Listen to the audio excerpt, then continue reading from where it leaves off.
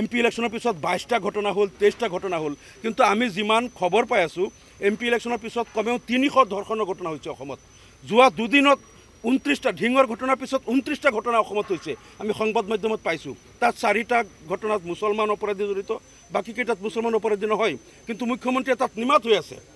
মুখ্যমন্ত্ৰীয়ে কাউণ্ট কৰি আছে 22টা ঘটনা হ'ল 23টা হ'ল তে বাকী 300 ঘটনা কোন হ'ল সেইকেইটাক তেওঁৰ কাউণ্টিঙত কিয় নাহে তো কাউণ্টিঙত মাত্ৰ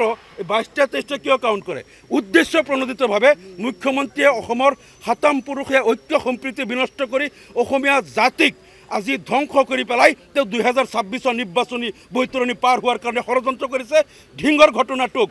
তেওঁ মানে অচিলা হিচাপে লৈ মানে সংখ্যালঘু বিৰোধী মুছলিম বিৰোধী এটা বাতাবৰণ ইচ্ছাপূৰ্বকভাৱে মুখ্যমন্ত্ৰীয়ে আজি সৃষ্টি কৰিছে যেটো আমি ৰাজ্যপাল মহোদয়ক বিচাৰ দিলোঁ তেখেতৰ হস্তক্ষেপ আমি কামনা কৰিছোঁ MP ইলেকশ্যনৰ পিছত 22টা ঘটনা হ'ল 23টা ঘটনা হ'ল কিন্তু আমি যিমান খবৰ পাই আছোঁ MP ইলেকশ্যনৰ পিছত কমেও 300 ধৰ্ষণৰ ঘটনা হৈছে অসমত যোৱা দুদিনত 29টা ঢিঙৰ ঘটনাৰ পিছত 29টা ঘটনা অসমত হৈছে আমি সংবাদ মাধ্যমত পাইছোঁ তাত 4টা ঘটনাত মুছলমান অপৰাধী জড়িত বাকী কেইটাত মুছলমান অপৰাধী নহয় কিন্তু মুখ্যমন্ত্ৰীয়ে তাত নিমাত হৈ আছে মুখ্যমন্ত্ৰীয়ে কাউণ্ট কৰি আছে 22টা ঘটনা হ'ল 23টা হ'ল তে বাকী 300 ঘটনা কোন হ'ল সেইকেইটাক তেওঁৰ কাউণ্টিঙত কিয় নাহে তো কাউণ্টিঙত মাত্ৰ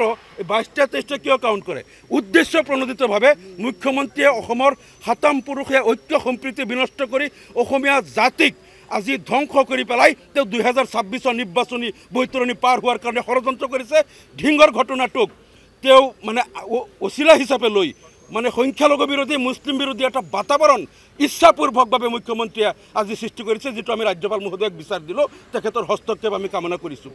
MP ইলেকশ্যনৰ পিছত 22টা ঘটনা হ'ল 23টা ঘটনা হ'ল কিন্তু আমি যিমান খবৰ পাই আছোঁ MP ইলেকশ্যনৰ পিছত কমেও 300 ধৰ্ষণৰ ঘটনা হৈছে অসমত যোৱা দুদিনত 29টা ঢিঙৰ ঘটনাৰ পিছত 29টা ঘটনা অসমত হৈছে আমি সংবাদ মাধ্যমত পাইছোঁ তাত 4টা ঘটনাত মুছলমান অপৰাধী জড়িত বাকী কেইটাত মুছলমান অপৰাধী নহয় কিন্তু মুখ্যমন্ত্ৰীয়ে তাত নিমাত হৈ আছে মুখ্যমন্ত্ৰীয়ে কাউণ্ট কৰি আছে 22টা ঘটনা হ'ল 23টা হ'ল তে বাকী 300 ঘটনা কোন হ'ল সেইকেইটাক তেওঁৰ কাউণ্টিঙত কিয় নাহে তো কাউণ্টিঙত মাত্ৰ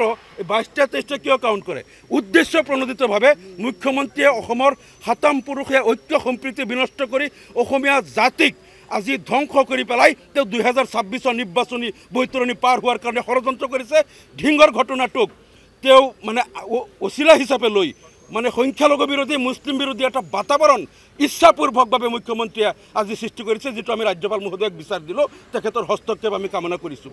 MP ইলেকশ্যনৰ পিছত 22টা ঘটনা হ'ল 23টা ঘটনা হ'ল কিন্তু আমি যিমান খবৰ পাই আছোঁ MP ইলেকশ্যনৰ পিছত কমেও 300 ধৰ্ষণৰ ঘটনা হৈছে অসমত যোৱা দুদিনত 29টা ঢিঙৰ ঘটনাৰ পিছত 29টা ঘটনা অসমত হৈছে আমি সংবাদ মাধ্যমত পাইছোঁ তাত 4টা ঘটনাত মুছলমান অপৰাধী জড়িত বাকী কেইটাত মুছলমান অপৰাধী নহয় কিন্তু মুখ্যমন্ত্ৰীয়ে তাত নিমাত হৈ আছে